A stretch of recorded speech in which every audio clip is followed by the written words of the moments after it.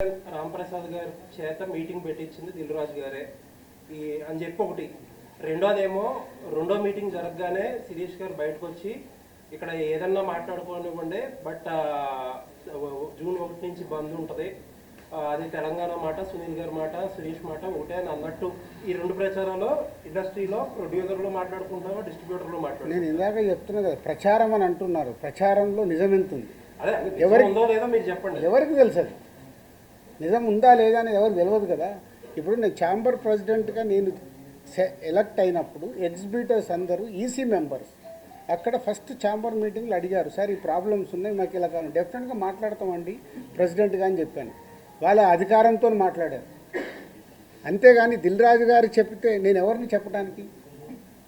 Sir ఇప్పుడు cinema ఇండస్ట్రీకి supreme body yes, నిన్న ప్రెస్ మీట్లో అరవింద్ గారు కూడా గిల్డ్ వల్ల ఎక్కువ నిర్మాతలు మేలు జరుగుతుందని కామెంట్ చేశారు. దీనివల్ల అది రాంగ్గా వెళ్ళే ప్రమాదం ఉంది కదండి. అంటే సుప్రీం బాడీస్ అనే వాటిని అన్నింటి పక్కన పెట్టి గిల్డ్ వల్లే న్యాయం జరుగుతుంది అనేది ఇండస్ట్రీలో అంత సీనియర్ ప్రొడ్యూసర్ అలా కామెంట్ చేశారు. అంటే ఇప్పుడు గిల్డ్ ఎందుకు ఏర్పడింది? ఎందుకు? సినిమాలు నిర్మించే వాళ్ళు 10 నుంచి 20 మంది యాక్టివ్గా ఉండేవాళ్ళు ఉన్నారు. వాళ్ళ సమస్యలు వాళ్ళకే తెలుస్తాయి. కాబట్టి మనం కౌన్సిల్లో మాట్లాడినా, అందరిట్లో ఛాంబర్లో మాట్లాడినా వీటికి మాకు సాల్వేషన్ రాదని గిల్డ్ అనేది ప్రారంభించడం జరిగింది. ఆ యాక్టివ్గా ఉన్న ప్రొడ్యూసర్స్, అక్కడ వర్కింగ్ కమిటీ అనేది ఒకటి, యాక్టివ్ ప్రొడ్యూసర్స్ ఒకటి, రెండు గిల్డ్లో 2 కమిటీలు ఉన్నాయి. ప్రొడ్యూసర్స్కి సంబంధించిన మట్టికి అక్కడ మాట్లాడతారు. కాబట్టి అరవింద్ గారు ఆ సెన్స్లో అని ఉంటారు. But ultimate final government approach కావాలన్నా, ఫెడరేషన్తో మాట్లాడాలన్నా, ఏదైనా main body is a chamber. But ఇప్పుడు ఈ ఇష్యూ మీద గిల్డ్లో కూడా ఏకాభిప్రాయం లేదు కదా సార్? ఎక్కడ ఉండదు? కాదు, ఇక్కడే కాదండి, సినిమా ఇండస్ట్రీలో ఏకాభిప్రాయం ఉండదు. గిల్డ్ ఏంటి?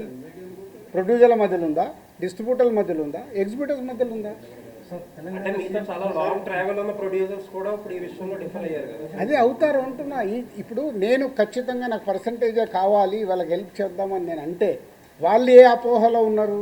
అదే అపోహలో ఉన్న రాజుగారు ఎటుంటారు? గోడ మీద పిల్లిలాగా ఎందుకు చూడడము? డైరెక్ట్ నాతో వచ్చి మాట్లాడవచ్చు కదా. పవన్ కళ్యాణ్ గారి యాంగిల్లో మేడం ఒక్క నిమిషం కాదు సార్,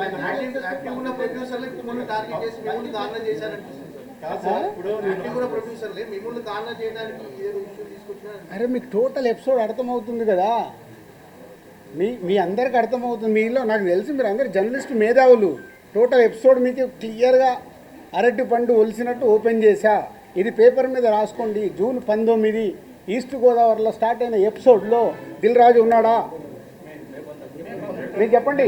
ఇప్పుడు అడిగారు కదా, ఏప్రిల్ 19 ఈస్ట్ గోదావరి జరిగిన ఎపిసోడ్లో దిల్ రాజు ఉన్నాడా? ఉన్నాడా? మీ దగ్గర ఆన్సర్ లేని దాన్ని దిల్ రాజుని ఎందుకు దానికి ఇంక్లూడ్ చేస్తున్నారు? అంటే నైజాంలో సమస్య ఎక్కడున్నా సరే నైజాంలో సీరియస్ అయితే తప్ప ఇష్యూ పెద్దది అవ్వదు కదా. అది తప్పండి. ఎందుకు? ఆంధ్రప్రదేశ్ మనకు కాదా? అవసరం ఉంటే ఇప్పుడు ఇటెంట్ అటు మా ప్రతిధ్వని సినిమా డైలాగ్ లాగా మాట్లాడొద్దు సార్. ఇప్పుడు నా దగ్గర టోటల్ వీడియోలు కూడా పెట్టా. ఏప్రిల్ 19 వాళ్ళ మీటింగ్లో ఏం జరిగింది. ఆ వ్యక్తి సత్యనారాయణ, డిస్ట్రిబ్యూటర్, ఎగ్జిబిటర్, జనసేనలో కీలక వ్యక్తి అయినా సార్. ఇప్పుడు మీకు కనుక 4-5 పాన్ ఇండియా సినిమాలు కనుక రాజు గారికి ఉంటే ఇప్పుడు ఈ పర్సంటేజ్ సిస్టమ్ అనేది రాజు గారికి నచ్చదు. 2022లో కూడా ఒకసారి అనుకుని ఏమండి మీరు ఒక్కటి ఇవాళ మీకు క్లారిటీ చెప్పాను, మీరు మిస్ అయినట్టున్నారు. ఈరోజు తెలుగు సినిమా ఇండస్ట్రీలో 90% సినిమాలు పర్సంటేజ్లో ఆడుతున్నామా లేదా? ఆడుతున్నాం.